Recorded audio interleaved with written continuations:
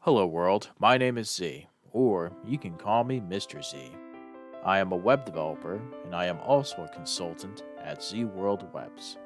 My one goal is to develop custom websites that are specifically catered to your organization's needs. I completely understand that building a website is an exhilarating, exciting, and significant step in connecting with your audience. Your organization has Z potential to make a meaningful impact, whether it's supporting animal rights, advocating for equality, combating human trafficking, or honoring the brave individuals who have served our country. Your mission is too important to be held back by the challenges a website can present. And I am here to ensure that your website works for you, not against you. Whether it's maintaining, developing, or redeveloping a custom website that is specifically catered to your needs. And with that being said, I would be more than delighted to learn more about your organization and, of course, develop a website Z World is waiting for. Thank you. Introducing Shop, Click, and Pick, the simplest way to support those doing good in communities everywhere. We understand that shopping is a necessity, but with a slight adjustment, you can make a huge difference without spending any extra money. Here's how it works.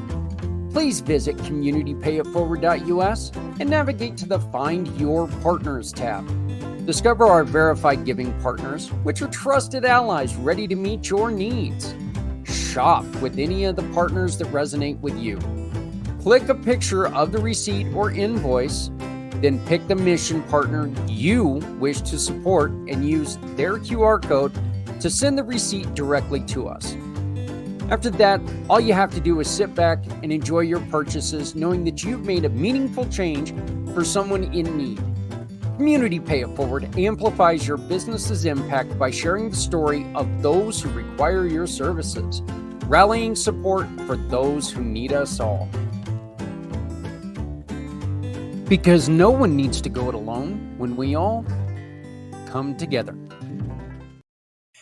Imagine a world where small acts of kindness create a ripple effect of support. A world where financial struggles never stand in the way of hope. That's the vision behind Community Pay It Forward. After a life-changing motorcycle accident, I saw firsthand the devastating impact unexpected financial hardships can have on families. That's why I started Community Pay It Forward, to ensure that no one faces these challenges alone. Community Pay It Forward is more than just a single program. Through community impact and PACT podcasting, people all coming together, we amplify the voices of those making a difference. And with Community Dare to Care, we provide essential goods like clothing, food, and school supplies to those who need it most, to the community, from the community, for the betterment of the community. With Community Pay It Forward, we support families, children, veterans, community projects, no matter where they are. We are not just providing assistance, but hope for a brighter future, not just for people in need, but for businesses that are out there struggling, trying to find a way. We have a plan, but we need your help to reach the next level. We're launching a crowdfunding campaign to raise $500,000. This will allow us to market the Community Pay It Forward program more effectively and to acquire a vehicle for delivering essential goods to families in need in our community, and enhance and strengthen our programs to serve even more people. And as a thank you for your generosity, we're offering special incentives for your contribution. As we tell people all the time, your donation, big or small, will help It'll create lasting impact on our community. Join us in building a future where generosity and compassion lead the way.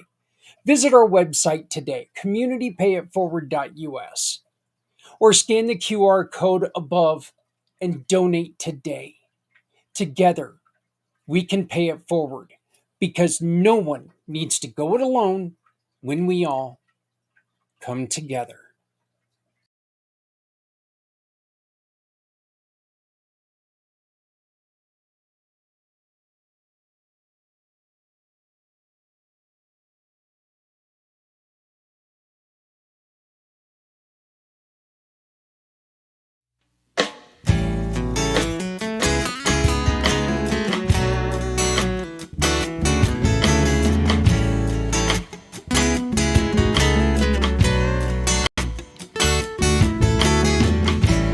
Born into a real fight wasn't right. Where can she dream here? Took a hold of her life, left at night, stepping out of her fear. Good morning, my dear friends. How you doing today? Zach Clayton, Community Pay It Forward, Community Dare to Care, and the PAC channel. And obviously, no, it is not morning time. Actually, it kind of is. It is for my son. By the way, before we go any further, even though it's not today yet here, today's still tomorrow for us. But for you, I know tomorrow is today. So happy birthday, Free. I love you, kiddo.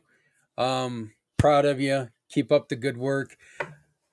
He's my son who's in Japan, who's teaching English to children. He has a great time doing it. Such cute kids over there, and they it's so funny some of the things that he gets them to say to me. Um, just as it is funny when I get to talk to them. They're not used to seeing large individuals, so, and they're really rather tiny. So my name is Zach Clayton, Community Pay It Forward, Community Dare to Care, and the PAC channels. Welcome to Community Impact. Tonight we do have a little bit of a packed show. Monday. Oh, Monday. Oh, Monday. It was a day. And I messed up on the podcast, hence the reason why it did not run again. I was going to go on ahead and I was going to try to edit it and send it out again. But then I realized, you know what? We're just going to redo it on Wednesday night. We're going to do it live. We're going to do it better. And we're going to go with that.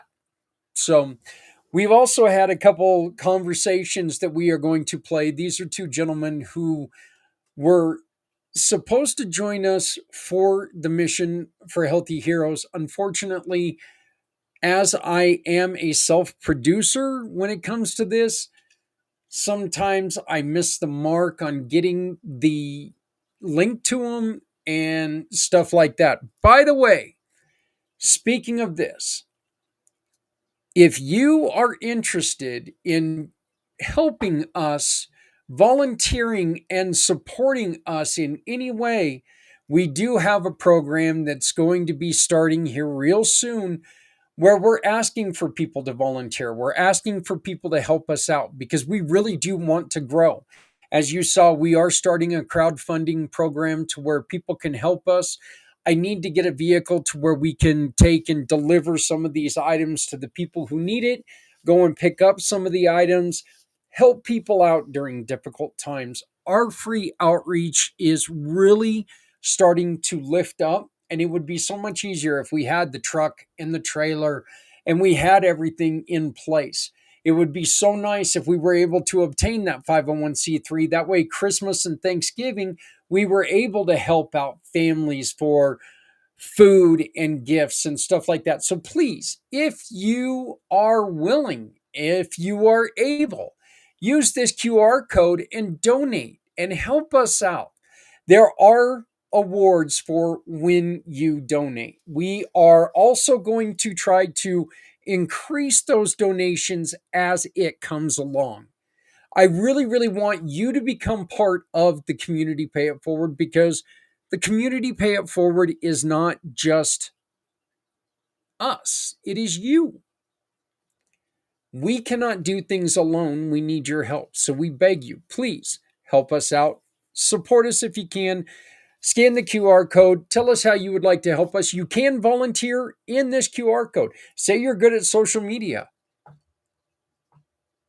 Somebody's got to be, because I know it sure as hell isn't me.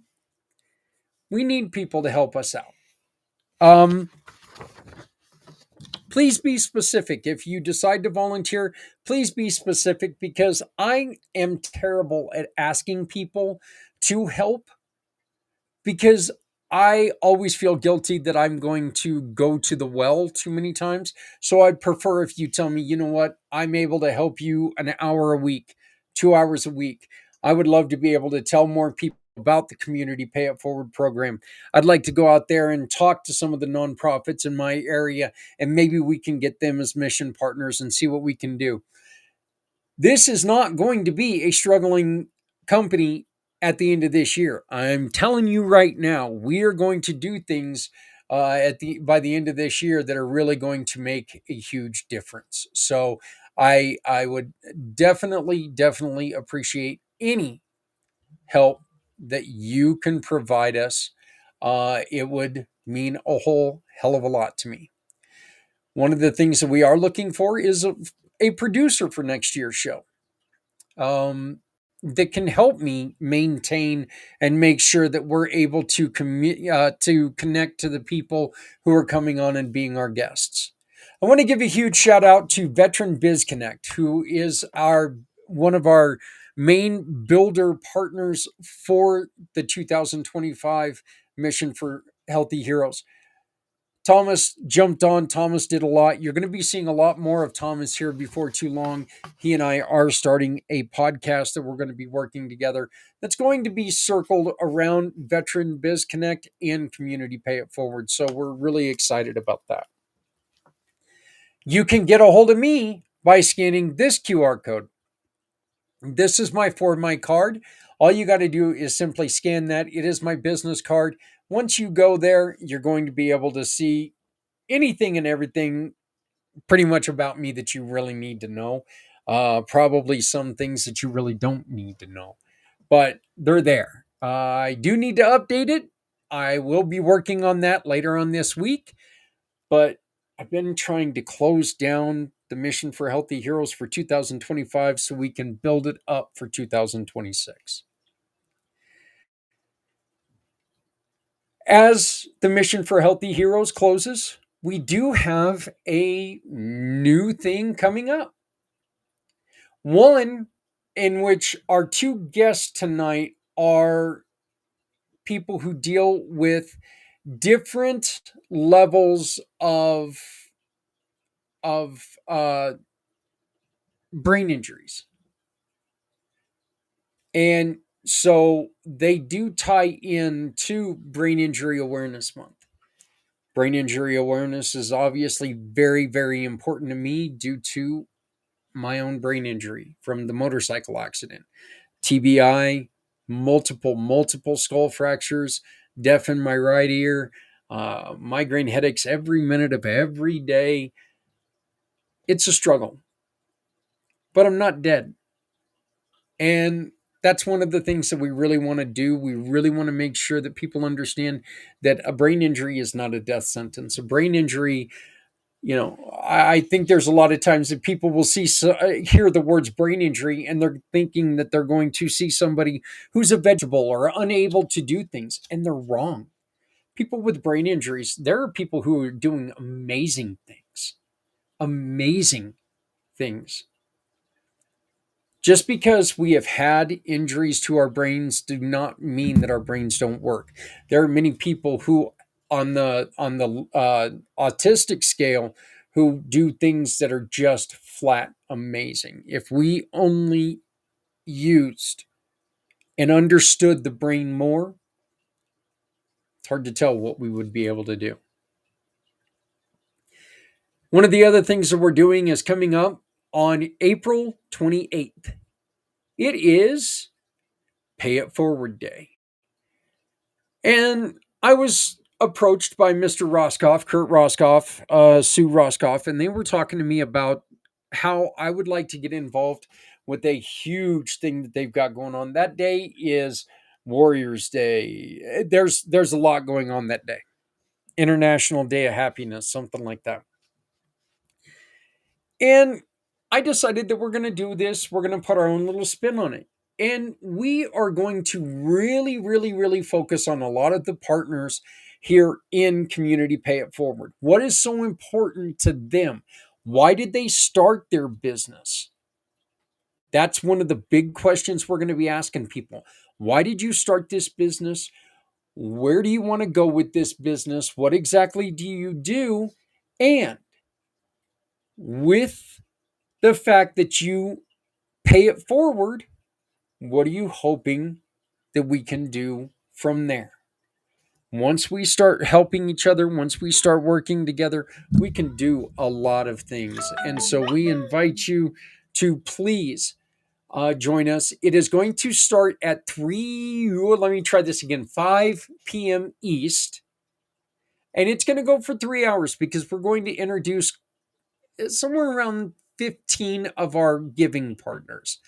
This is an event for our giving partners. These are the ones who take and they give us a referral every time that you shop with them. So this is going to be our first year doing this. We are extremely happy about doing this, and we hope that you join us. What if one small act could change a life? What if your everyday purchases could support a cause? Join me for a special 3-hour podcast as we introduce incredible giving partners. Hear inspiring stories. Learn how you can shop with a purpose. And be part of a movement that turns kindness into action. Tune in, ask questions, and discover how you can pay it forward today for a better tomorrow. 1 week from tomorrow, which is Thursday the 13th, we do have our family networking event. If you would like to join us, please let me know by sending me your email. Your email, you can just fill it out right inside this form here, and it asks, do you want to be a part of the program? You fill out your email. I'm going to send you the document. You follow the document, you fill out the document. You can make it as much or as little as you want, and then I'll send you the link. You can join us. You can talk about your business. You can talk about your nonprofit. You can talk about what you're looking for in the business world. You can talk about wanting to find a job or hoping that somebody can help you find a different career path. Okay. The most important questions that we ask on this day is, who can you help today and how can we help you? So family networking is the place where we work to get your story told, and you don't have to worry about being sold, because we are not going to let people sell you items on this networking. This is about connection. This is about being together. It's about having fun, doing some business, and most of all, learning how we can support each other and those in need.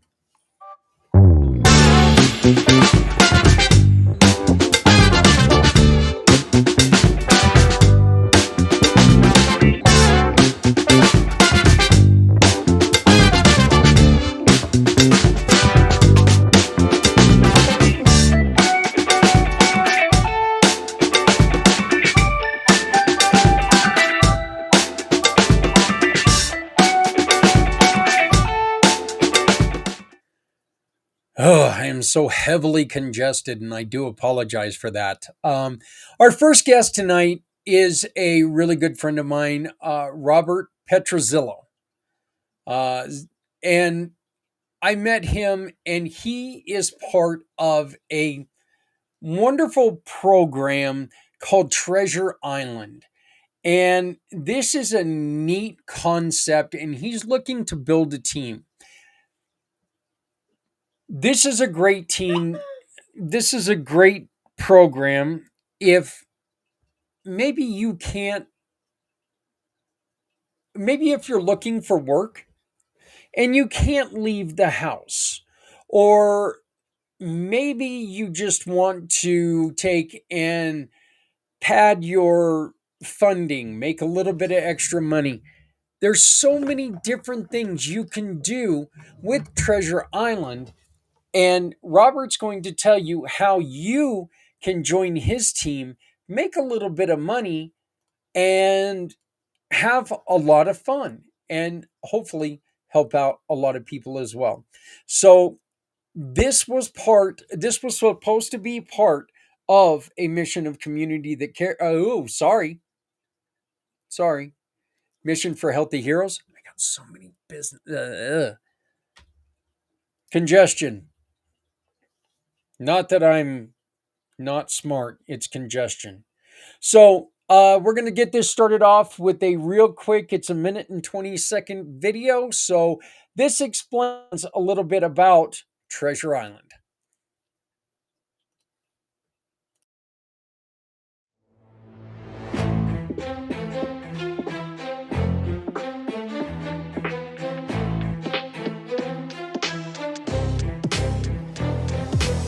Join us in an exciting, never-seen-before reality event. We are bringing 16 social influencers together from across the United States to participate in the ultimate gangsters treasure hunt. Taking place over the course of 21 days in beautiful Las Vegas, this dynamic show will have these influencers compete in epic challenges and solve complex riddles to move towards their ultimate goal: Gangsters' Hidden Treasure. Follow each influencer as they advance through each challenge to find the next clue, which will put them one step closer to the big prize. Each influencer can enlist their social following to help them solve the puzzles. This will intensify the competitive drama while allowing the home viewers to become immersed in playing the challenge along with their influencers. So, what do you get when you combine 16 social influencers in the ultimate gangsters playground along with millions of their own social followers while crowning one team as the ultimate winner at the finale? Only the most exciting, intense, and emotional social challenge ever played out. Welcome to Treasure Island, Gangsters Paradise. Every stay is a story, a getaway, a celebration, or a new beginning. Now your hotel or B&B can help you write a better story for someone in need. By joining Community Pay It Forward, a portion of each booking can support families, veterans, nonprofits, while attracting new customers from around the country. Hospitality that goes beyond comfort, it builds community. Join us today at communitypayitforward.us. No one needs to go it alone when we all come together.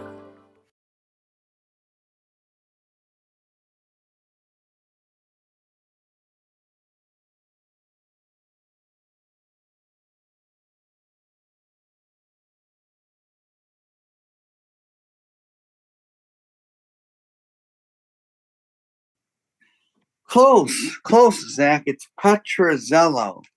Petrozello. Okay, That well, is good job. hey, I'm actually pretty impressed. I got that close. So I'm pretty sure I'm spending the entire day butchering names, but so getting yours pretty close, that makes me happy. Robert, you are joining us to talk to us a little bit about a very unique program that for the next 3 years is going to be touching on some very important and wonderful organizations, starting this year with our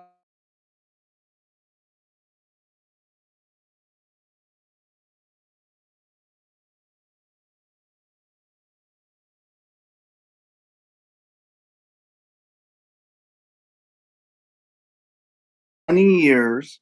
Well, let me jump right into how it works. So it's going to be a reality TV show, and then basically people earn off of it for free. Remember, you can join for free now, guys and ladies and gentlemen.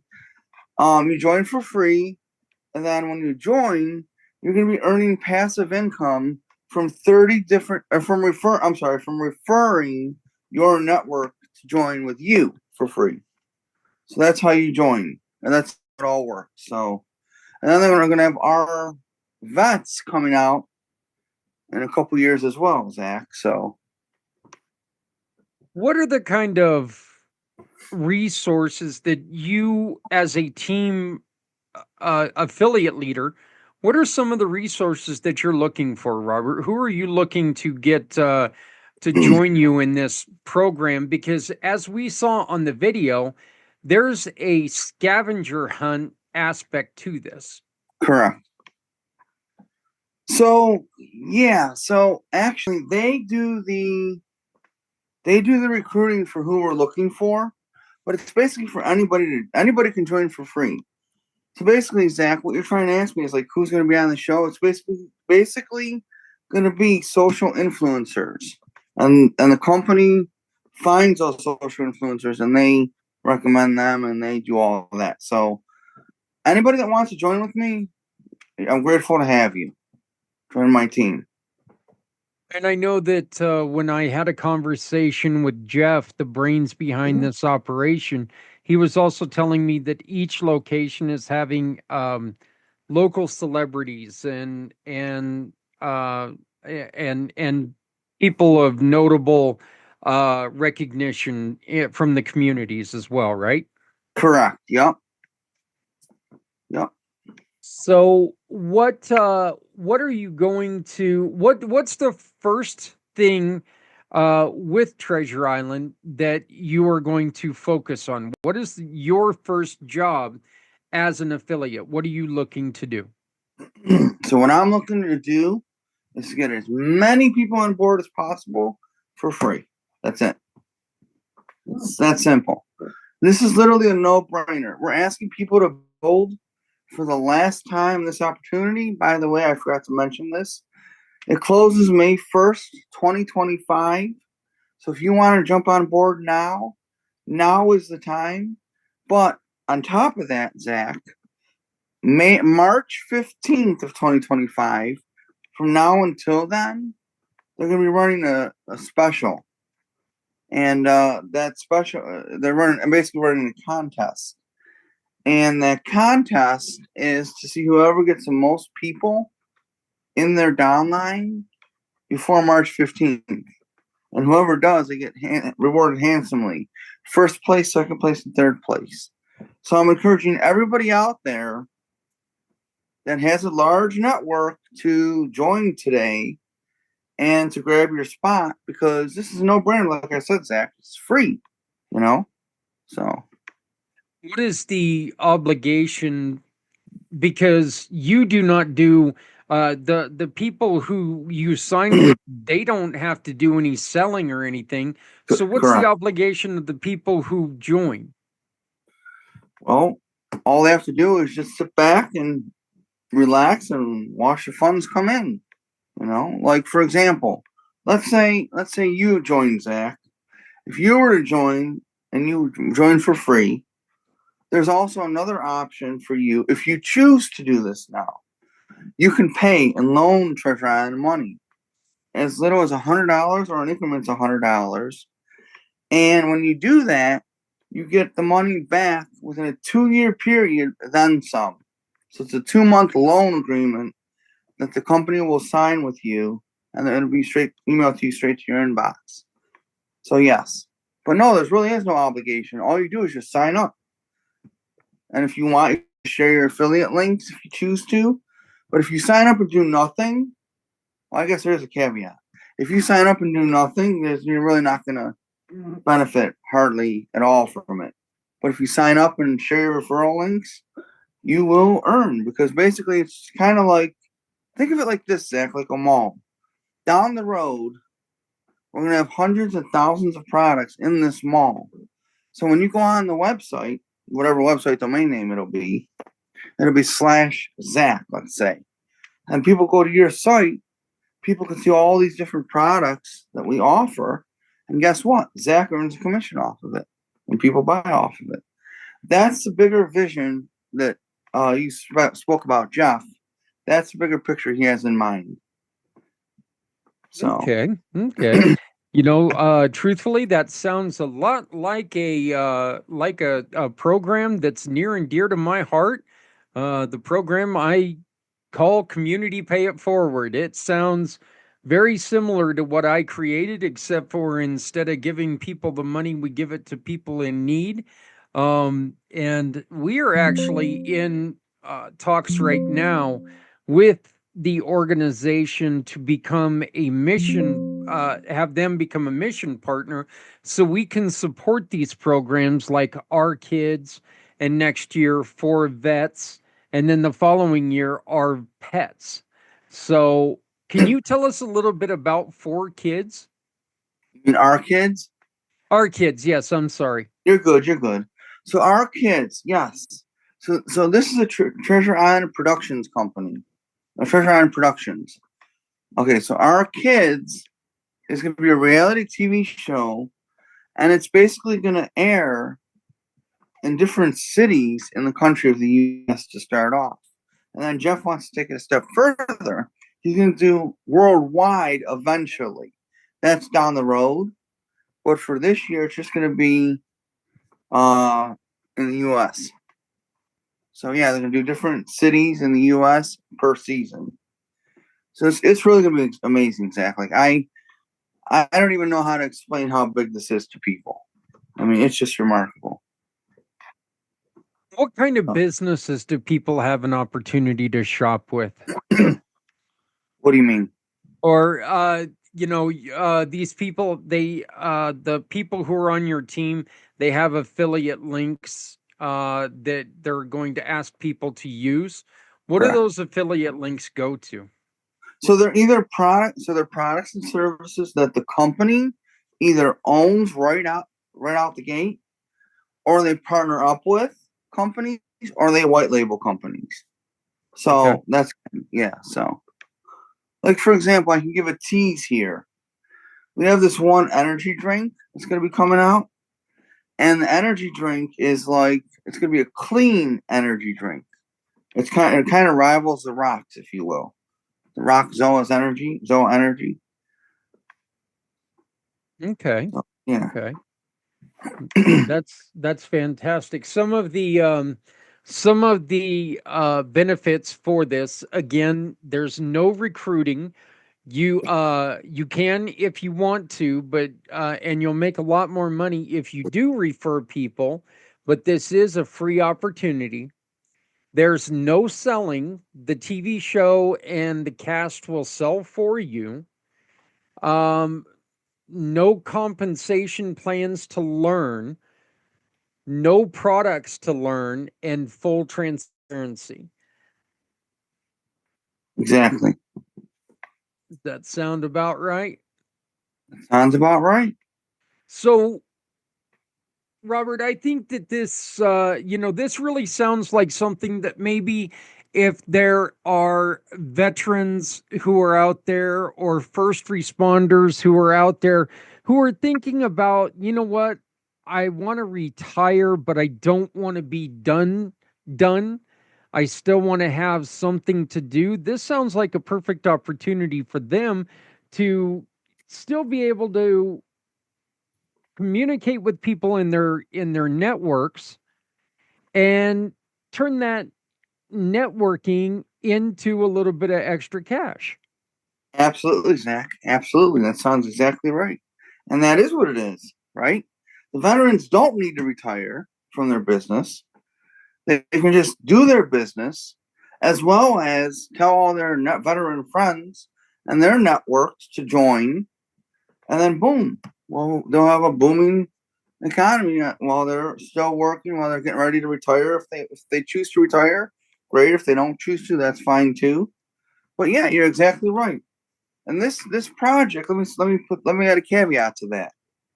This project does not want people to retire out of their current project or take away from their current business or thing that they're doing.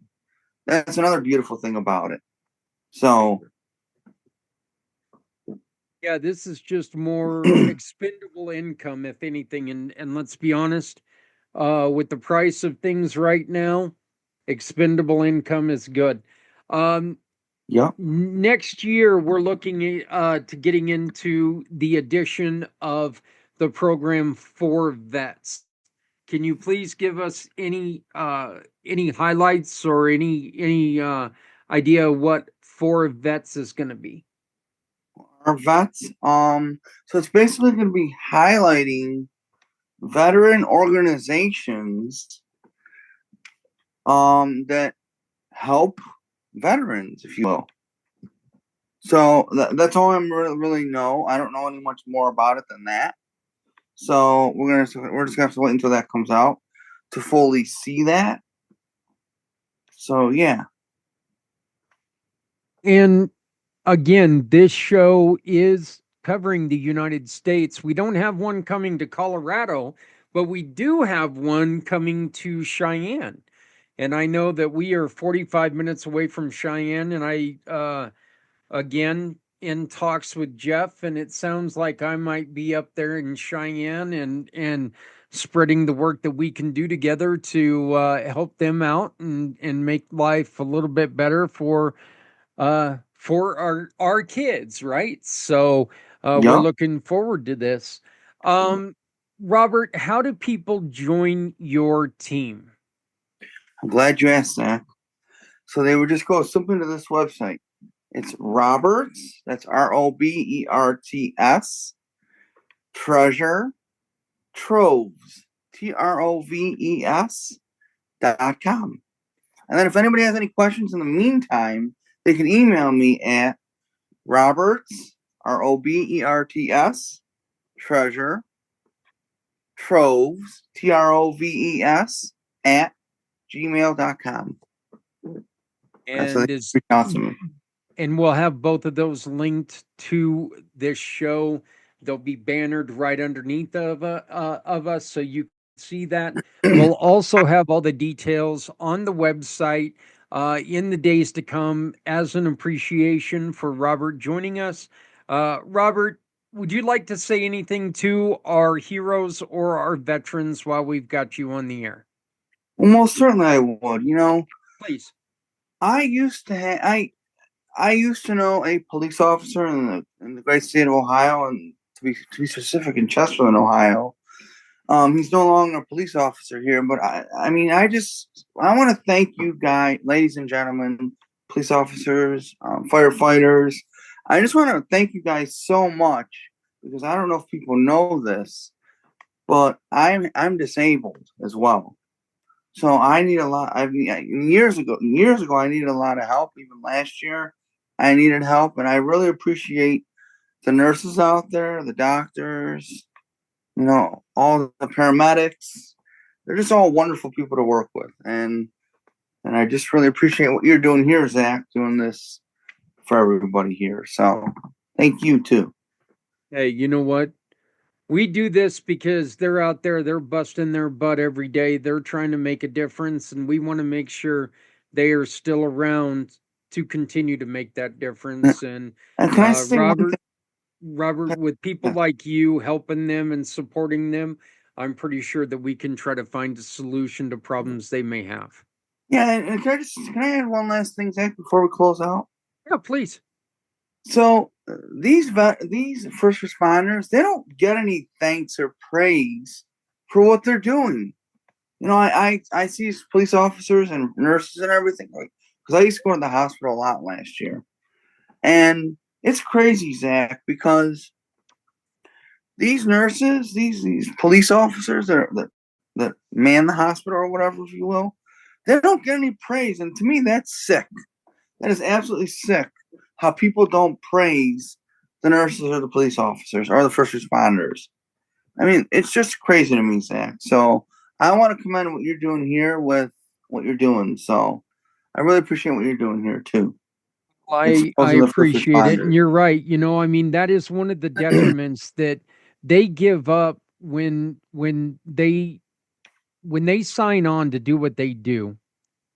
One of the biggest things they need to realize that is part of their life now is they are in a profession where they deal with the worst of times. Yup. They get to deal with people when things are not going right.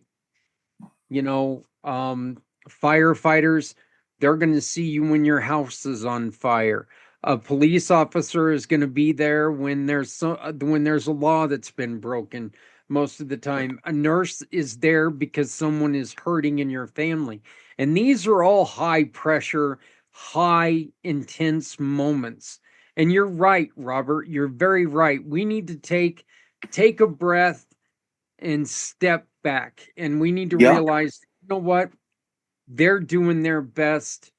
I need to give them a little space. Exactly. Now, can I also say something else too, Zach? Yeah, please.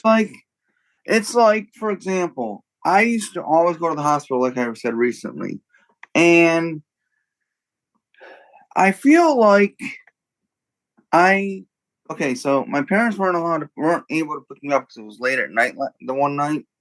So I asked them if I can talk to the sheriff's department, and they says more than gladly we'll call them for you, or you call them, and they gave me their number, and I called them. They brought me home. And to me, Zach, that's what sheriffs are for, to do whatever they can do in our communities locally. That's what they're there to do.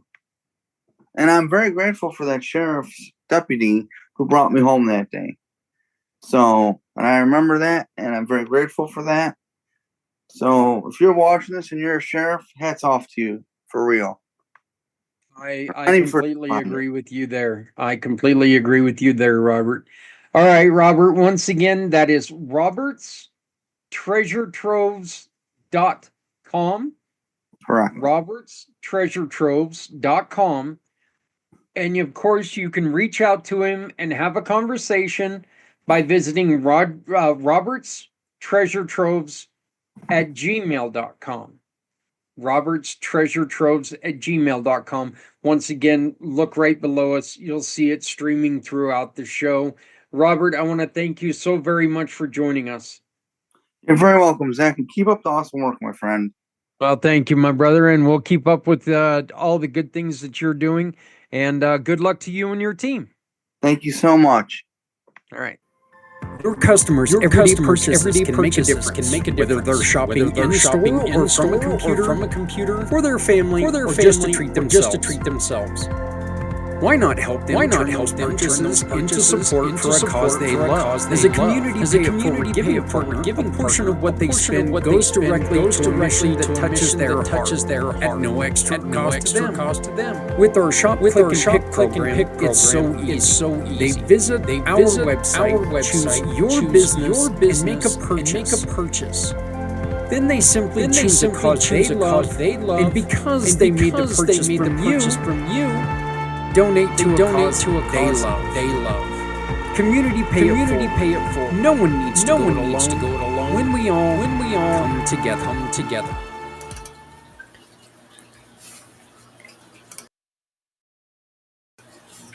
Well, that was really kind of funny. That was the first time I watched that video, and I can see where I messed up on the video. So, thank you very much for pointing that out. I appreciate it. Yeah. I love how you all watch out for me there. So, anyway, I want to thank Robert for joining us. As you all saw, I had a little bit of a mouth problem on that day. Part of the things that I have to suffer with due to the head injury, there are times because I hit the fence, I lost all my teeth. And there are times that the teeth just won't fit in my mouth, and it's pretty damn annoying, let me tell you. So nothing like that old trick where you're sitting there talking and all of a sudden they just come popping out. So looking like the alien. So we want to do a little bit of a redo from Monday, and I want to talk a little bit about animal assisted therapy, or AAT. Animal assisted therapy leverages the unique characteristics of various animals to support therapeutic process. Below is detailed examinations of commonly used animals outlining expectations, maintenance, and functional relationships and potential challenges associated with each. Okay, first, of course, we're going to be talking about dogs. Why? Well, it's because, look, a good majority or a good portion of uh, families here in America have had or do have dogs. Dogs are very useful, and honestly, they're easy to train. It's not cheap to train them, but I told this story on Monday. We've got the white dog. You guys have seen the white dog many times. And that white dog, if I'm having a joint problem, or, my wrist is hurting, or my knee or my ankle is hurting, that dog senses where my pain is.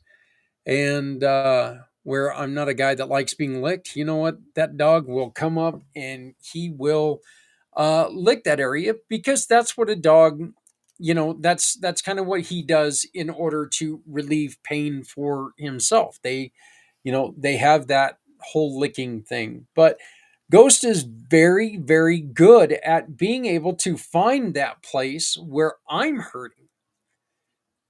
Dogs are useful this way. They are able to find locations where you hurt. They're able to find if maybe you're about ready to have a diabetic crash, or a moment um, where you're going to need help. Of course, you have the seeing eye dogs. You also have companion dogs. You have all the dogs are just so well in tuned with their owners. They're a wonderful, wonderful animal. Expectations. Dogs are anticipated to provide emotional support, reduce anxiety, and encourage social interaction. I think that one is really highly underappreciated. A dog is so easy to start up a conversation with someone else. You're in a dog park, you're walking your dog, somebody's going to come up to you, they're like, ah, cute dog, what, and dogs are so good. And if it's somebody who's having issues starting conversations, having that dog is really, really important. Their presence can facilitate a rapport building between therapists and clients, aiding in the therapeutic process.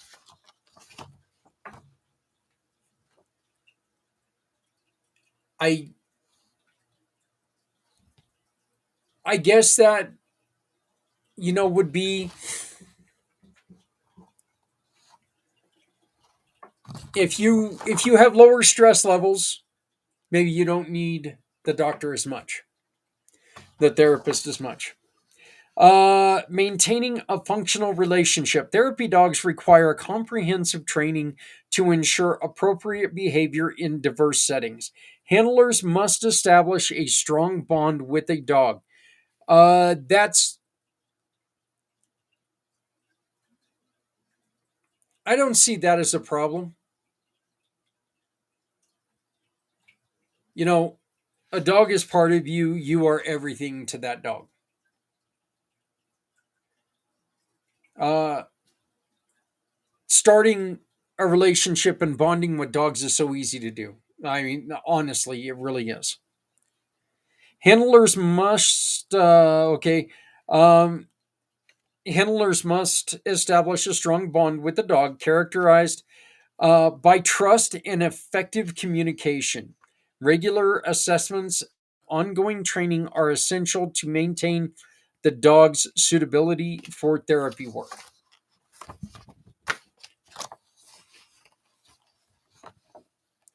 This is what kind of bugs me about people who sit there and just throw a vest on a dog and say, boom, he's a therapy dog. I think that really takes away from the hard work that therapy dogs do and the importance of a therapy dog.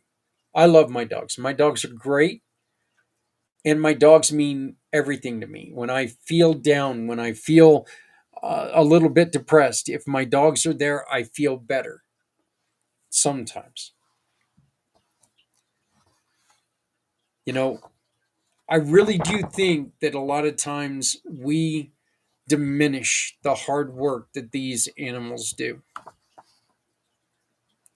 Some of the challenges you can have with dogs: allergies and phobias. Some clients may have allergies to a dog or fear them, limiting the applicability of canine assisted therapy.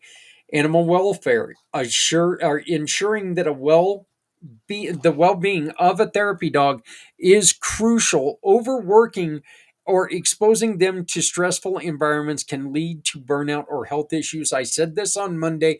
Please stop taking your damn dogs into Walmart, because these trained animals, these ones that actually need to be in there, it distracts them. It not only puts the dogs in a difficult situation, but it also puts the person who's depending on that dog in a very difficult, dangerous situation. I believe every single one of us should have every right in the world, okay? But I think that every single one of us needs to remember that, you know what? Just because I have the right doesn't mean, just because I have the right to eat the whole bowl of pudding doesn't mean I should. I probably will, but I shouldn't.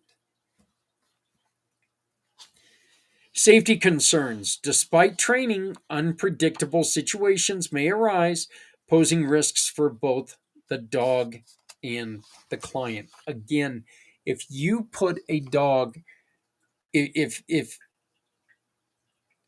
you approach a trained dog, if you put your you're walking your dog inside of a store, if you do all these other things that can be seen, and your dog's maybe not the kindest dogs to other animals, or you know you were really putting other people in danger. So please consider this before you take your dog into the store. This one kind of shocked me, all right, just because I would never see this. I still, I've read it like 3 times and I still don't get it. But cats, the expectations include cats are valued for their calming presence, which can help reduce stress and promote relaxation, especially in individuals who may be intimidated by larger animals. I guess I can understand that, but cats are so fickle. You know, I've yet to know a cat that hasn't at one point in time been your best friend and scratch the snot out of you right in the same minute. So, in order to maintain a functional relationship, therapy cats should be socialized to be comfortable with handling and being in various environments. Regular health checkups and ensuring that the cat's comfort during all sessions are vital. Some of the challenges: unpredictable behavior. Cats may become stressed or overstimulated, leading to scratching or retreating. Allergies. Cat allergies are common and can limit their use in therapy settings. Engagement levels. Cats may not always engage as actively as other animals, which could affect the therapy's effectiveness. Again, I just, I, I honestly, I do. I think that if you have a cat that you can really, and I know people love their cats. Okay, I know that they love their cats, and I've just never been a cat guy, I guess. So I just don't really get it. This is one that we talk quite a bit about because we've got our friends JR with the Veterans Ranch, and we've got my really good friend John Vogels, who is trying to start a therapy campground here in Colorado with Martyred Angels horses or equine assisted therapy. Some of the expectations are horses are utilized to improve emotional regulation, self confidence, and physical coordination. I think that if you are able to get a horse to like you, you should have all the self confidence in the world because those animals just are weird. And I'm a guy who owns a spider.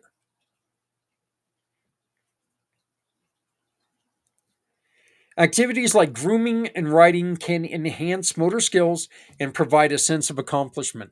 This is one of the things that JR always says before you even come close to putting a foot in the reins or putting reins on that animal. He's going to put a brush in your hand and you're going to get to know that animal. You're going to get to know what the horse feels, how that horse feels. It can read you by the way that you brush.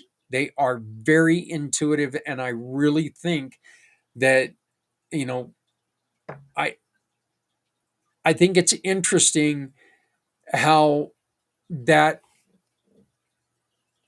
reaction to each other is so calming. The ability to maintain functional relationships depends on building trust between the client and the horse. It's one of the fundamentals. Constant routines, gentle handling, and understanding equine behavior contribute to successful therapeutic relationships. Some of the challenges, there are safety risks. Okay, these are large animals. They are also large animals that are not inherently your friend. These are animals that, you know, hey, they can love you or not. It's up to that. The size and strength of horses pose inherent risks requiring stringent safety protocols. Cost and accessibility. Equine therapy is probably the most expensive of all of the therapies out there. Um, Obviously, a horse is going to eat a lot. A horse is going to take up a lot of room. Horse is going to take up a lot of care. You know, uh, you don't just put a bowl on the ground and fill it with kibble, and you know it does take a lot. And horses may not be readily accessible to all individuals. It is physically demanding. And that is one of the things that really limits some people's ability to utilize this sort of therapy. Engaging with horses may be physically demanding, limiting participation for some clients. We've got a couple more animals that we're going to talk about, but I just wanted to stop the show for a second. And once again, I want you to know that we are still taking messages for our heroes.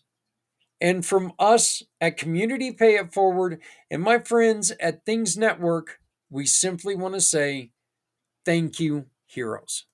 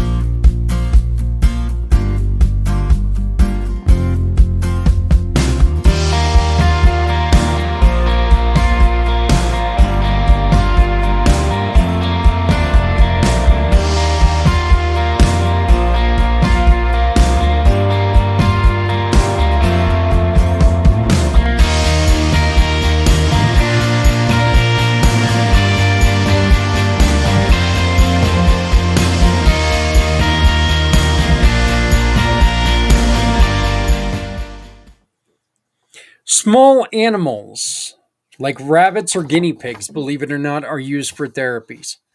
Some of the expectations for small animals, they're often used to teach gentle touch and responsibility, particularly in children or individuals with allergies to larger animals or fear of larger animals.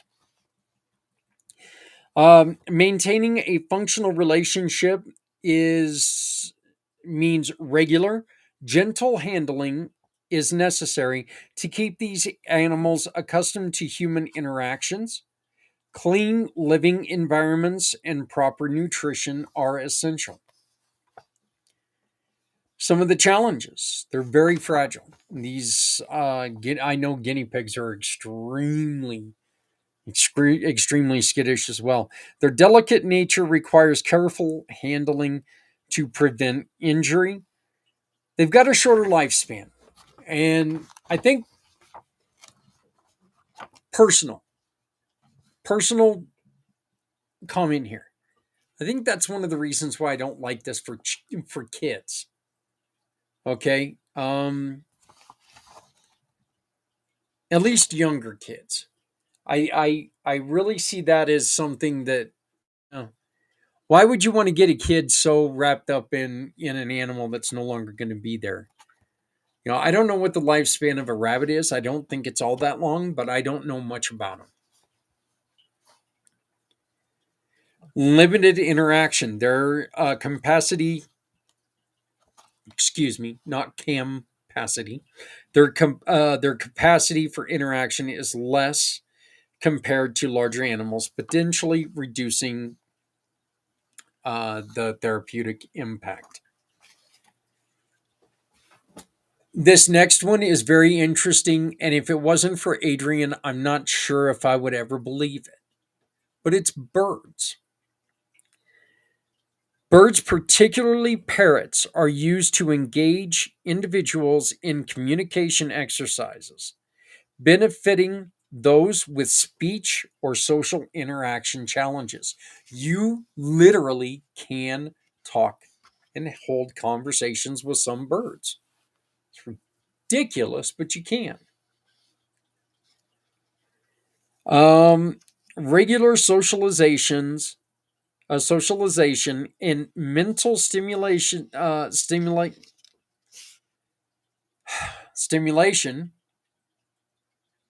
which apparently my brain needs a little bit more of this evening, are crucial for birds. Clean cages, balanced diets, and veterinary care are also important to maintain their health. I know Adrian's bird. As soon as she walks into the office, the damn thing flies over and sits in her head. Every time I walk in the room, I must smell like chicken or something because that bird freaks out. A bird just does not like me.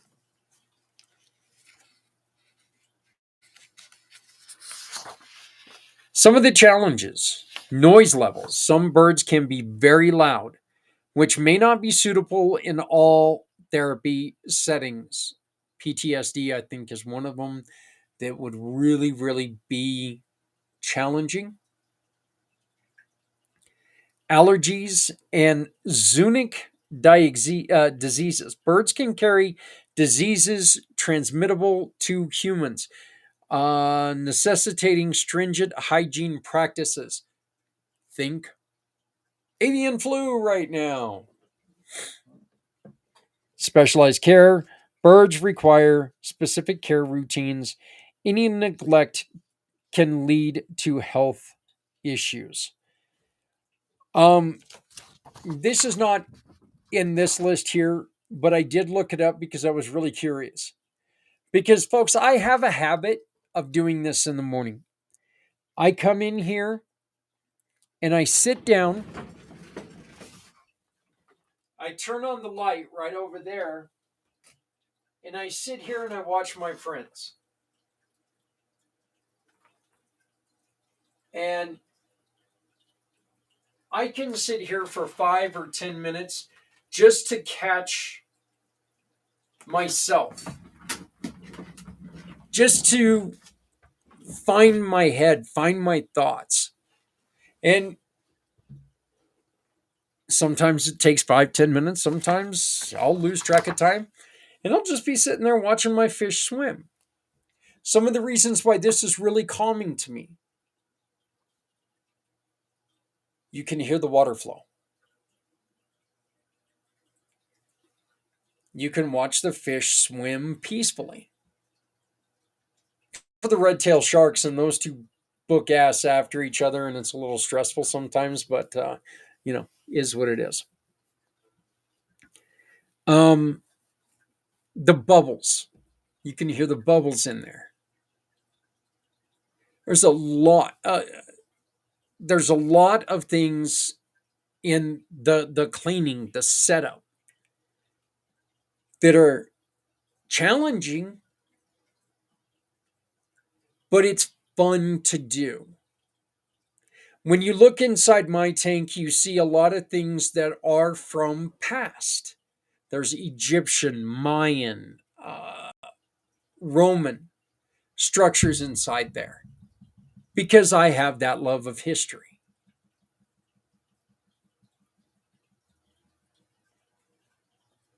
Just, and I personally, we were talking about the small animals, and this is where I would go.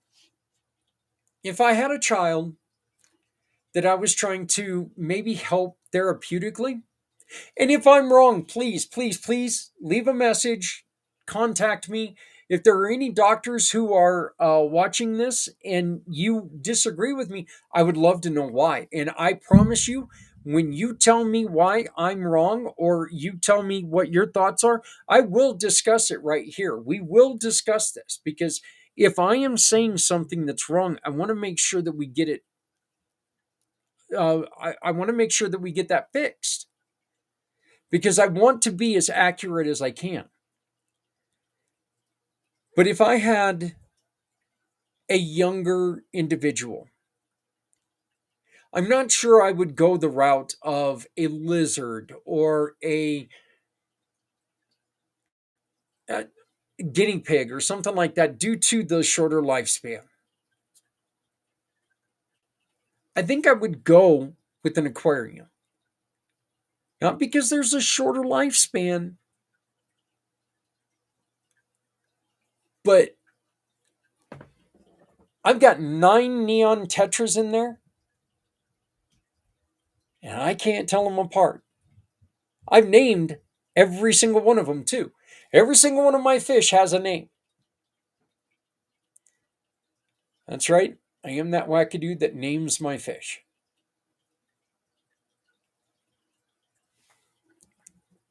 Where, yes, eventually we got to learn life rules and stuff like that. I think as a young kid, I think that's something that we really shouldn't have to push too often. Some of the general considerations across all animal assisted therapies: ethical, good God. I need to pet my dog apparently. Ethical and safety concerns. Therapists must ensure that both the client and the animal's welfare are prioritized. This includes obtaining information and consent, maintaining professional boundaries, and adhering to ethical guidelines. Training and certifications. Both animals and handlers should undergo appropriate training and certification to ensure competency and safety in therapeutic settings. A dog, a cat. Oh, I hear one of the dogs. Rose, come here, Rosie. Come on, come on. Here's one of our dogs. This is one that you don't see very often. This is our Rosie, or I like to call her Beans. So she's one of our puppies, but beautiful, beautiful, beautiful animal. So really well behaved. Um, Not a lap dog, but she thinks she is. There is a difference between therapeutic dogs and your dog. Okay. Again, that's where I beg you to consider taking that dog into a store. Infection control. Implementing proper hygiene and infection control measures is essential to prevent zoonotic disease transmission. In conclusion, while animal assisted therapy often offers numerous benefits, it is imperative to consider the specific needs and challenges associated with each type of animal. Proper training, ethical considerations, and focus on both the human and the animal welfare are essential components of successful therapy program. You do not want to put an animal in a situation with somebody who maybe has anger issues, uncontrollable anger issues. You don't want to put the animal in that situation. First off, if you put a dog in that situation, a dog's going to protect itself. A cat's going to protect itself. I don't know if a guinea pig protects itself that well, but I know it wouldn't be fun to watch it pop. So that's animal assisted therapy. And I do once again want to say thank you very much for allowing us to talk about this. These are very important. We just want to make sure that people are understanding some of the greater and some of the more specific ways that are being tested out there, that are being used out there for people with mental issues. And animal therapy, I believe, is probably one of my favorite out there just because animals animals are great. I love them. I know I love them. So, my congestion is killing me. Next up, folks, I conducted this interview with a great friend the other day, Mr. George Glass. Hyperbaric. I didn't know exactly what I was going into when we were talking about it. I did have that thought in my mind that we were going to go into one of those clamshell looking things that has the water, and you were going to go in there. It was going to be dark. What do you have to worry about? Claustrophobia, all these other things. Boy, was I wrong. Here's George Glass with mountain hyperbarics.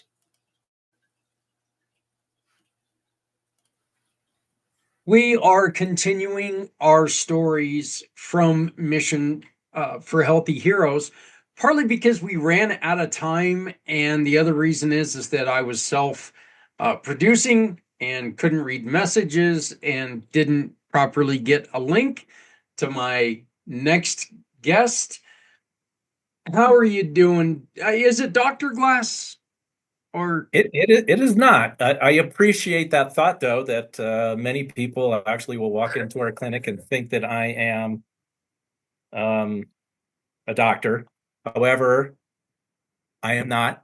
I do run a hyperbaric clinic. We do have an overseeing physician in that hyperbaric clinic who clears our patients for treatment and provides us with prescriptions for treatment. But I am an individual who came to hyperbarics in order to really improve people's lives, to give people hope in their lives who otherwise really don't feel like it's there. They don't feel like the support is there. They don't feel like, in a lot of cases, and this is particularly with veterans, where you don't feel like they want to be here anymore. And we want to actually really transcend that and move people beyond that. And yes, I do get mistaken being a physician on occasions. Well, joining us is George Glass. George, can you explain to people out there who might have an idea or maybe not even have a clue, what is a hyperbolic treatment? Hyperbaric. So, hyperbaric oxygen therapy, or HBOT, as you'll see it on the internet when you surf and look for information. So the process of hyperbaric oxygen therapy is actually treating somebody under increased atmospheric pressure. So any of you out there who are in the Navy, you get this because you lived it. So you are under increased atmospheric pressure while you're breathing either concentrated or medical grade oxygen. What does that do?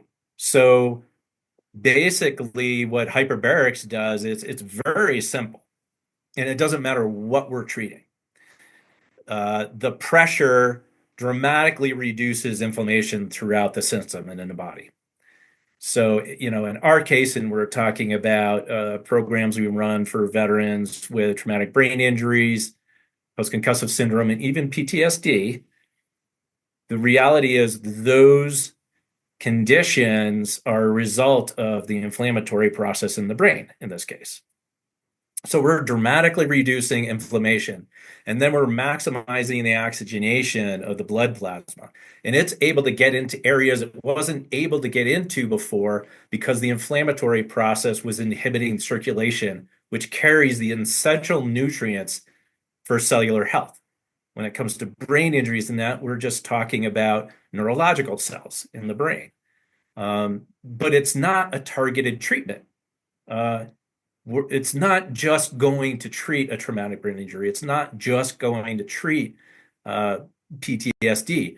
It actually has a fully systemic impact. So, if you were coming in and you were being treated for that, and at the same time, you had a cut that won't heal on your foot at the other end of your body, it's actually going to impact and help the healing process with that as well. Let me ask you a question, and this really just kind of popped up to me. What is somebody using a CPAP machine? Is it similar? Because the CPAP machine is shoving that. It's not the medical grade oxygen, obviously, but it is shoving more oxygen into your body. Is it a similar act, or is it completely different? Yeah, so the mechanism of action, so to speak, so how it works, it's actually very different. Usually, CPAP machines in that are used in instances where they're actually, and you said it, they're actually just forcibly infusing you with oxygen or concentrated oxygen. And the reason is that you have an obstruction, you have the inability to actually bring that in. And I have lived and been around people with like Lou Gehrig's disease, for instance, ALS, and they don't have the ability to breathe on their own. So you are actually mechanically helping them to breathe. Hyperbaric oxygen therapy is really very different in that case. So what we're doing is taking people who generally they have the ability to breathe quite well, or it's even inhibited. We've actually treated quite a number of people with COVID long haulers, and they have continued symptoms. And actually, Zach, that call I was talking to you about, we were actually talking about COVID long haulers, and you can actually look at brain injury, and it actually depletes the blood flow to the brain in some cases, and that's where these symptoms come up. So, without getting too much down the rabbit hole with the physiology and that of it, quite simply, it is about that reduction of inflammation. So to use a great example, and again, if you're a diver or you were in the Navy, serving in the Navy, so the bends. Yeah, How yeah. do what's the treatment for the bends? A hyperbaric oxygen therapy chamber. That is the treatment. It is the only treatment for it. And how it works is this: you have all those frothy bubbles that are in your vessels, and the pressure actually compresses those bubbles so that they're so small that they actually escape and go out through the vessel walls. And then you're oxygenating that individual. So again, that's how it works. And again, it doesn't matter what we're treating. If it's the bends or a traumatic brain injury, or you've treated people for mold toxicity and Lyme disease, macular degeneration, and everything in between. So there's really very few limitations to the use of hyperbarics in oxygen therapy. Can you give me an example of what happens when somebody comes in for a treatment? What do they go through? Oh, so it actually depends. We have both a medical grade chamber or a hard-sided chamber, what they call a hard-sided chamber, monoplace or one person, although in our chamber we can actually treat two people at once in our medical grade chamber. We also have what's called a mild hyperbaric chamber, soft-sided chamber. The soft-sided chamber, we don't need medical clearance for that, for the use of that. It's a lower atmospheric pressure. We're using concentrated oxygen. The medical grade chamber, however, because oxygen is considered to be a drug, needs a prescription for us to treat. So that's actually step number one, is to be cleared in the medical grade chamber, and we are provided with a prescription. As far as the patient's concerned, once they walk in the door, we actually go through and walk them through the entire process of what to expect during a session, depending on whether it's the mild hyperbaric chamber or the medical grade chamber. We walk them through everything they're going to experience. We talk them through, and some of this is really about making this a very comfortable process, because, hey, you're getting in a chamber. It's unusual. It's strange for most people. Again, unless you've been treated for the bends, you spent time in the Navy, or actually you were a pilot, where they just use the inverse process for training pilots. But we walk them through so each individual is comfortable when they get in the chamber with the treatment process, how the communication happens in that, and it's different between the two chambers. What they can or cannot bring into a hyperbaric chamber. Limitations before or after, which actually there aren't any. That's actually a question that happens all the time with people. They'll ask us. One of the other really popular questions people ask us, well, you're monitoring the chamber, but what if something happens to you? You're monitoring the chamber. How do I get out? We actually show, because even our medical grade chamber has the ability to self-decompress it. So there are controls actually within the chamber that allow an individual to let themselves out of the chamber. Same with our mild hyperbaric chamber. It's a wonderful safety feature in the chamber that we have. It makes people more comfortable. Questions around another popular question when it comes to hyperbarics is claustrophobia. Am I going to be in this tight confined space, or is it like an MRI? Those two questions come together quite often. So no, it's not like an MRI. And here are the reasons why. Number one, it's quiet. Number two, you do not have to stay still. You can move around as much as you like in our chamber and get comfortable. It's like getting into bed, quite honestly. There's a mattress in there, you have a pillow, you have your blanket, you have a towel in that chamber. And in those chambers, if you like to bring your favorite book in there, you can read a book. The only things that are no-goes in there, really absolute no-goes, are no electronics whatsoever. Only no smoking. No smoking, yes. There's an absolute. Yeah, yeah, I don't see anybody sitting in there throwing matches, Uh, so So that yeah, that so probably wouldn't be a good we idea. have very particular protocols around when somebody enters the chamber to make sure that we are putting somebody in and diving them using the Navy vernacular around it. The, so we do call it a dive, but we do it in the safest way imaginable. I've seen one of these chambers. It was a smaller one, and it didn't have the bed in it or anything. This was just it had a bench. It was a beautiful little glass box, that they had, and I don't know if they're like that, but you mentioned the claustrophobia thing.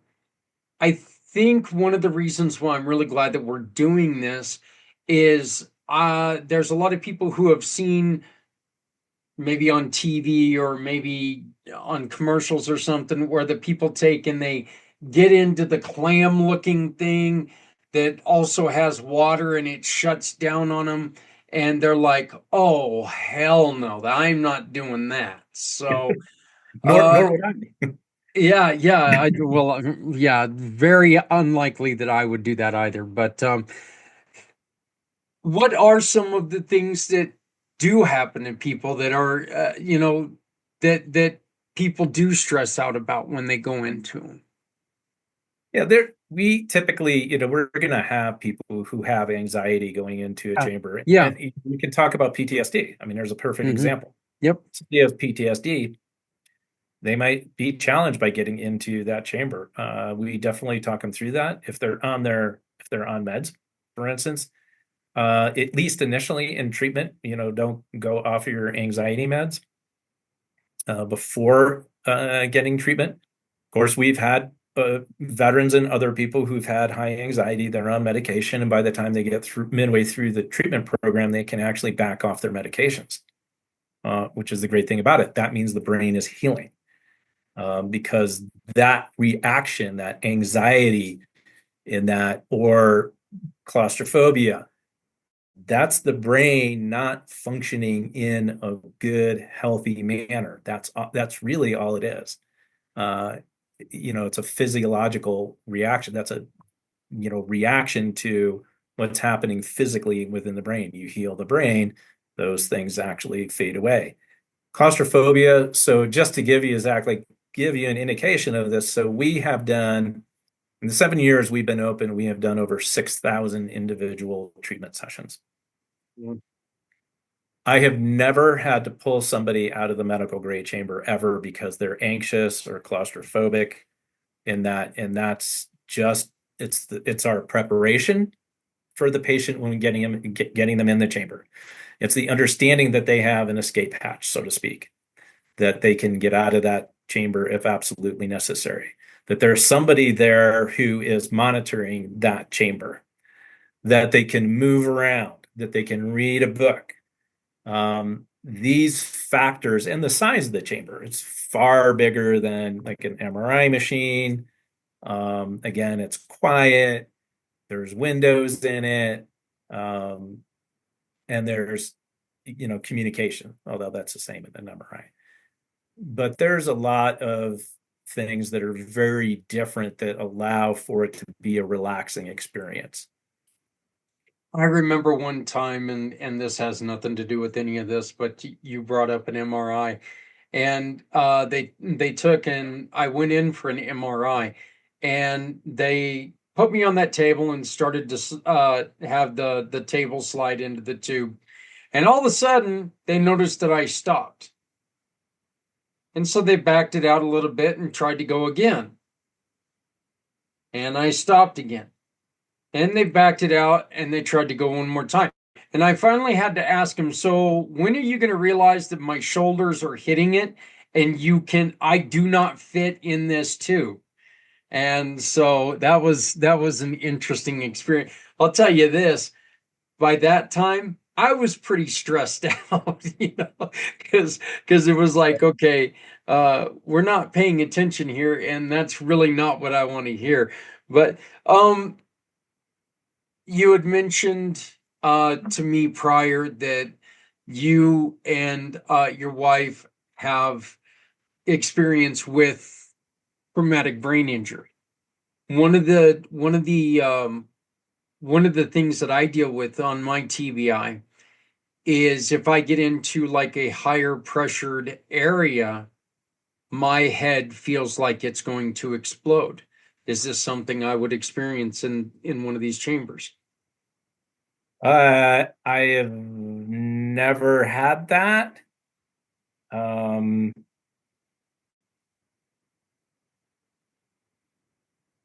I have never had that experience with somebody. There is one thing. So you asked me a question just, about it. So there's two instances where that are absolute no-goes in a hyperbaric chamber.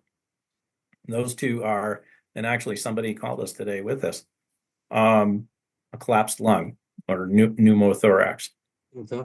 And yep, you're in the hospital, so you're not getting in a chamber anyway. But the pressure would actually continue to collapse the lung. So you don't put somebody in who has a collapsed lung. The other is barotrauma or severe barotrauma. So let's say somebody has a bad virus or a cold, bad head cold. You don't put somebody in the chamber because it will increase the pressure. We do very carefully walk people through the pressurization process. So this probably answers your question well. This is part of our pre-talk when we're putting somebody in the chamber. A hyperbaric chamber, particularly our medical grade hyperbaric chamber, operates the same way as a plane does. How do I know this? The person who originally owned the chamber was an overseas airline pilot. So he uses this as an analogy all the time.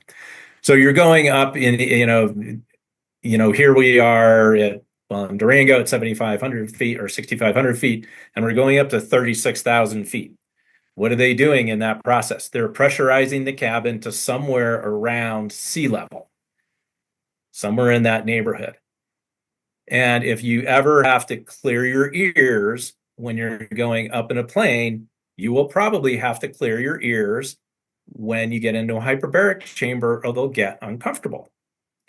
Same process. So we walk people through, what can you do if this arises? I have to clear my ears. I've been in a hyperbaric chamber well over 100 times. Every single time I go in the chamber, I have to clear my ears constantly in order to relieve the pressure in my ears, in my eustachian tubes. So if swallowing works, great. If jutting your jaw forward opens up your eustachian tubes, great. If you need to take your mask off and pinch your nose and do the Valsalva maneuver and blow to clear your ears out, do that. If you do it early and often, you will not have a problem with the pressure. And that's one of the main reasons why we don't have to take people out of the chamber. We also have the ability to slow the compression process so somebody can take the time to clear their ears if they're having a problem clearing their ears. So we can back the pressure off, we can take it down and then repressurize. So there's ways to work with issues when they come up with people, including anxiety. We will spend time on the intercom and talking to people on the intercom and talking them through a 5-step breathing process. So this is good for anybody. This doesn't matter if you're in hyperbarics or not. So if you do a 5 count breath in, hold at the top, and release that breath in a 5 count, your parasympathetic nervous system that's working overtime and getting anxious will calm down. So you can use this anywhere. You're in traffic and you're PO'd at the person in front of you, do the 5-step breathing process. It'll help take you down and take that anger and anxiety down and being in traffic. It's angry driving. Yeah. What about you mentioned no electronics, but what about pacemakers? That's an excellent question. So most older pacemakers cannot go into a hyperbaric chamber at higher pressures. What we need to do in those cases is if somebody has a pacemaker, particularly if it's an older one, we have to defer to the manufacturing company and find out how it's been tested. Because all of those medical devices have been tested under pressure. The question is, what's the pressure that device can actually still operate well in. So we've actually had people, particularly in our mild hyperbaric chamber with pacemakers, because there are new models. The newer models can go to much greater pressures than our chambers can go to. So yeah, it is a case-by-case basis. The rule of thumb is defer to the manufacturer of a pacemaker as to whether or not a patient can get in the chamber or not. Okay. This is a it seems like it's a silly question, but I think it's really important. Somebody who's struggling with PTSD, they come to see you, they get into a chamber. Exactly what is it about this treatment that helps them start seeing things clearer? Around PTSD, so I go back again, and it's great because the important point should be pointed out numerous times. So when somebody has a PTSD or they have any other kind of disorder, let's say it's ADD, ADHD, bipolar, multiple personality disorders, PTSD, if you actually look at the brain, and the way to look at it is actually through what's called SPECT imagery. And I won't go into the details of that, but basically what that shows is it shows and it hits you here in the head. So your temporal lobe gets injured. When we look at the brain and we actually look at disorders like PTSD, it actually shows up as a very specific pattern of insufficiency of blood flow and actually function in the brain. And the thing is that you have mechanisms and you have different ways that can actually help to heal that portion of the brain. So there's actually a physical abnormality in the brain that shows that there's not good blood flow. I wish I actually just had a chart to put up in the camera right now that shows it. But insufficiency of blood flow and improper function of the brain, and it will show both in it. When you're in a hyperbaric chamber, what it does, again, is you're taking the inflammatory process out, you're maximizing the oxygenation of the blood supply that's carrying nutrients into an area that has been impacted. Now, it's not a physical impact, but it still shows the same type of injury to the brain or deficiency in the brain as getting hit. It's actually not, it's not any different. The difference is that you're displaying some form of a mood disorder or PTSD, something like that, PTSD being a mood disorder. So it's actually physically healing the brain so that the PTSD falls away. Here's another part. So PTSD, you're bringing this up, or anxiety. In a brain injury treatment program, there's actually markers in a treatment program that we look at, and particularly with veterans. What we see is at 10 sessions into a treatment program, they're starting to get and show physiological changes. So basic things from a traumatic brain injury and or PTSD, and they usually go together. I mean, they're inseparable. What happens is at that time is the headaches start to drift away. They're sleeping better. The cognitive clarity, the brain fog that comes with a brain injury, these things start to fall away and they start going, oh, so I can see that I'm beginning to heal. These things are starting to change. If you're getting good sleep, your brain has an opportunity to heal. That's physiological fact. When we get into the middle of the treatment program, a little further into the treatment program, there's usually a point in time where the brain is healing at such a rate that actually somebody who's had a traumatic event, like a veteran, they actually, the the bad dreams that might be there, they can actually heighten for a period of time, or reliving because their brain is actually healing to such a rate that if they forgot or masked the event, they're beginning to remember what happened. What we like to see is not only do we keep a close eye on them, but we actually, when they're working with a therapist, which, hopefully they are, that they actually step up their therapy during that period of time. And it's just to help walk through this few days where they might experience that. And then after that few days is that going through a hard period and then getting to the other side of it and the greener pastures where that's healed to such a degree that if they're in therapy and that they can actually walk through that in a much easier way. But it is, again, it's a physical injury to the brain. Really, it shows as a physical injury to the brain. It was just my next question was going to be, should somebody have like a secondary or an additional therapy going on when they're doing this?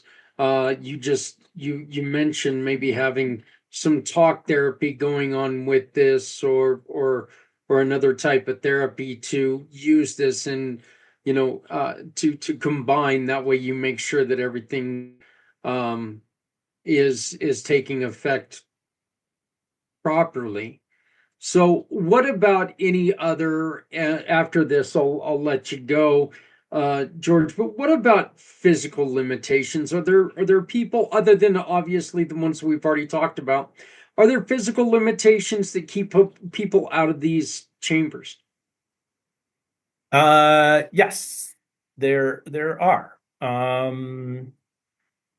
Because of the type of chamber that we have, the one limitation with the particular chamber we have is you are not put on a gurney and rolled into the chamber. So you alluded to, Zach, a little bit earlier, these acrylic chambers, you can see through them. They roll you in a gurney, and you're kind of locked and loaded, so to speak, in the chamber in there. You can't really move around all that much in that.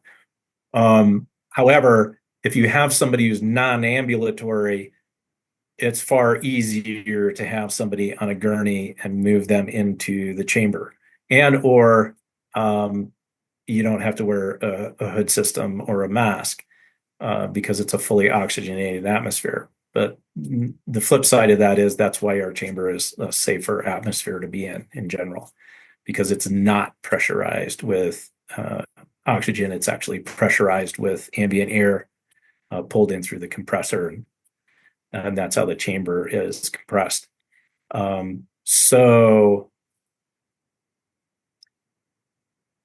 Really lost the train of thought there for a second.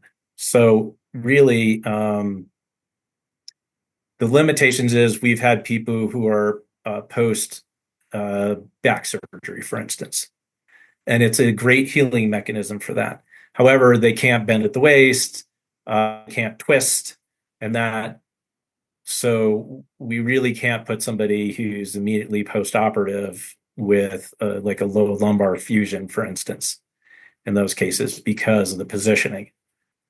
We have had non-ambulatory traumatic brain injury cases, and we actually are able to transfer them into the chamber. In those cases, we have two people who are there. There's usually an attendant, whoever it may be, whether it's a parent or somebody who's an attendant for that individual. And we actually work together to transfer the patient into the chamber. And we've had a few of those where we've had wheelchair-bound traumatic brain injuries. And in a couple of those cases,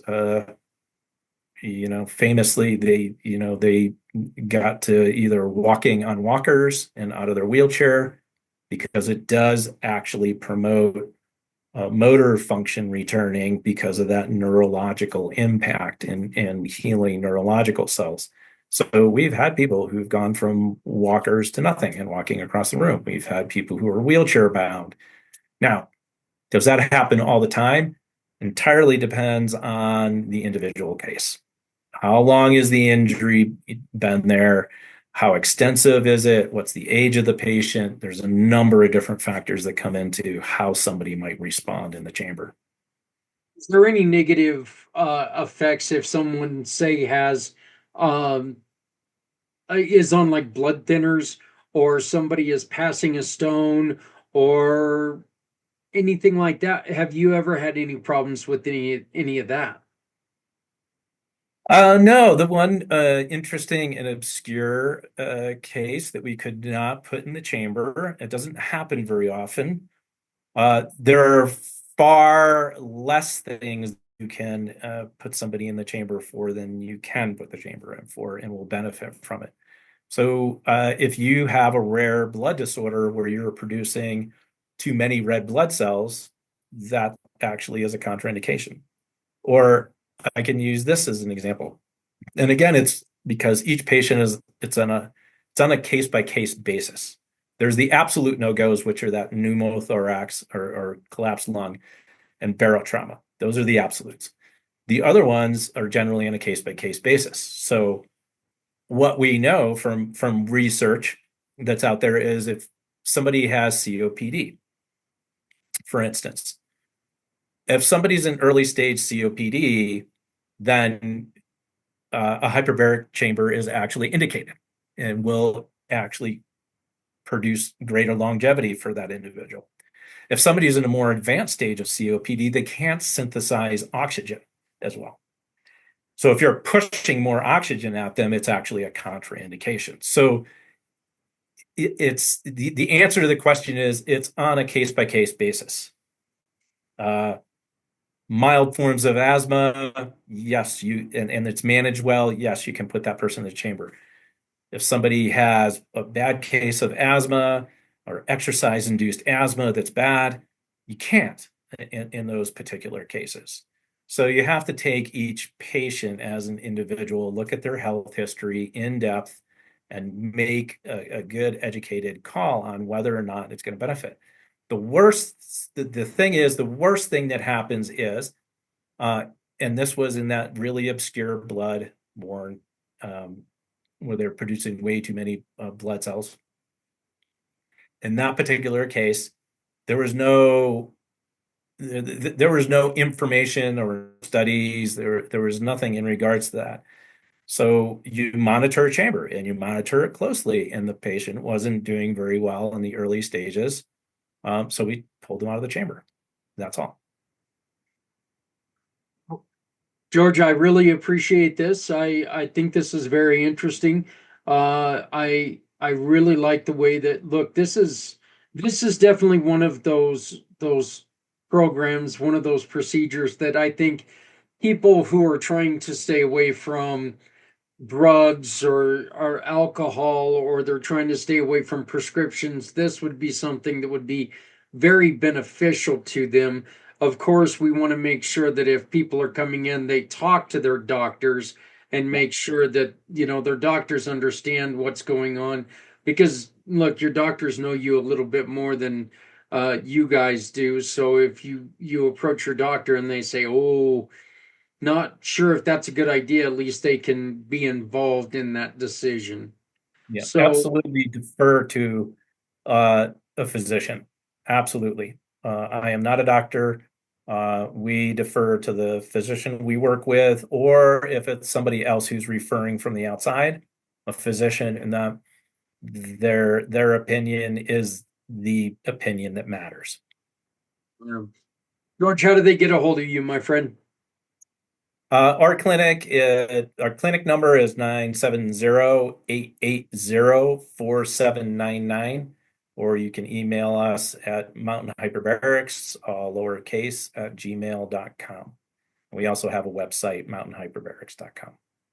You guys, just real quick, give a shout out to the organization that you are working with that is helping our country's heroes.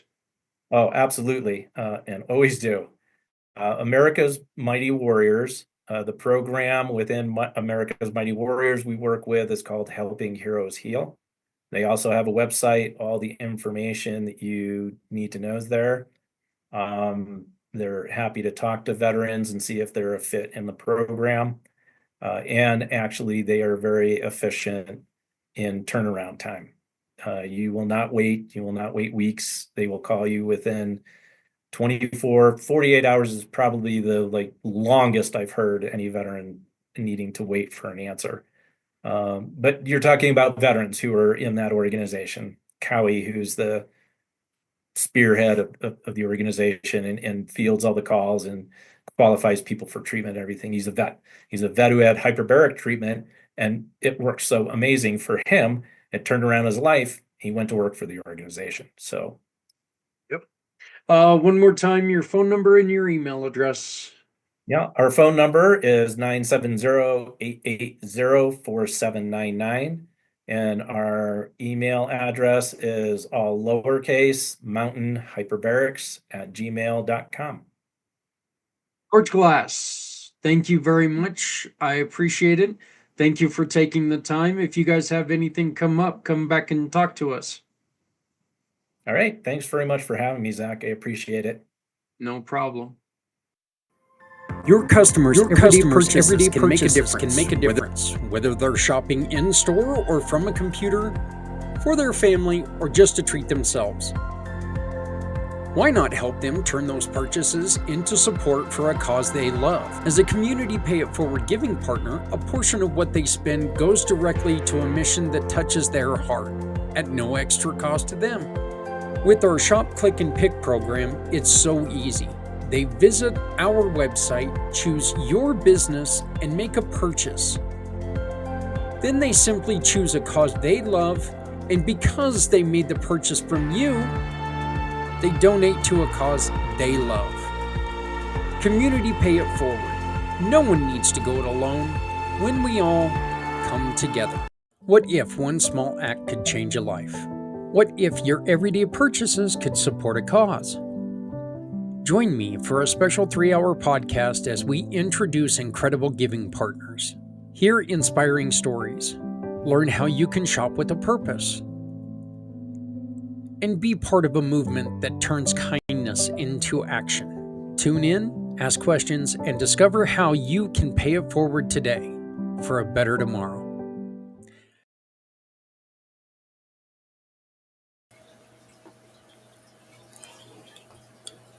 Well, that's going to be about it for us tonight. And for some reason, I cannot get out of the tiny screen. I'm no longer sharing the screen, but it's saying I'm sharing the screen. So I want to thank both of my wonderful guests today.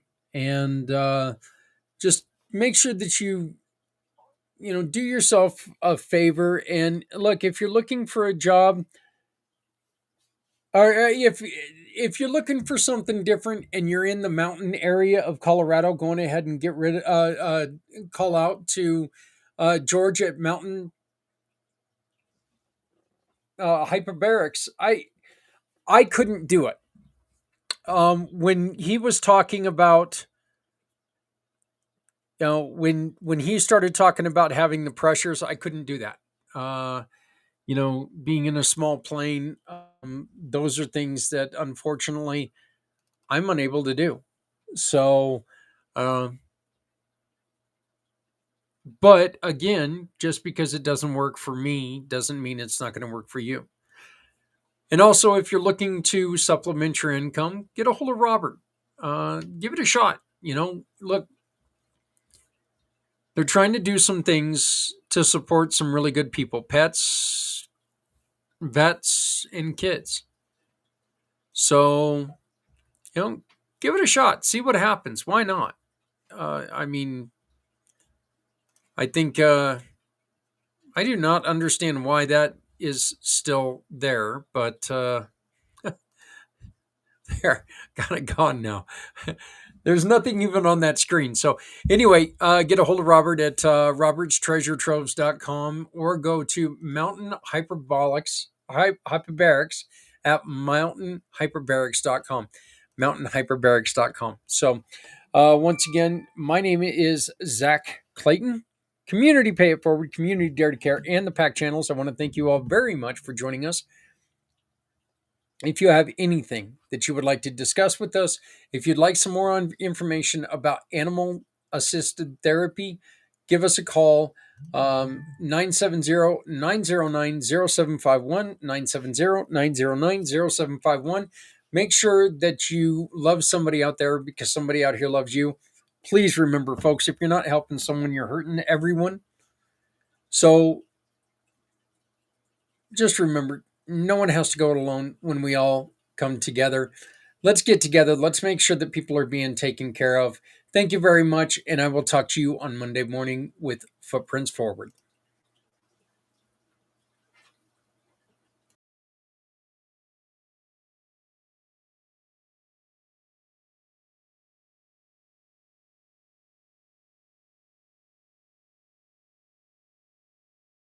Show me the way. You wanna hold the heart of Sunset Boulevard. Bring me here, 'cause it's not quite clear to be a part of Sunset Boulevard.